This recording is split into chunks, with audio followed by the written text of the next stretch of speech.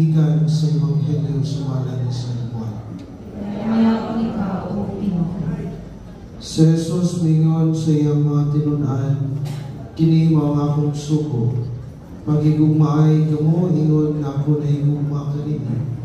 So sa kataw, ngadto sa iyang mga higala, o ang pagpakamatay anak kanila. Kamo akong mga higala, kung buhaton ninyo ang gisugo ko kanino.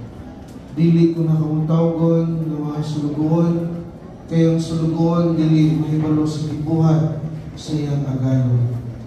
Pinunuan tawgon ko kamo nga akong mga higala, kay gisultihan ko man kamo sa tanan nga nadungog ko sa akong amahan. Mga bunga nga mulungtan, busay hatag kaninyo sa amahan, bisag unsay inyo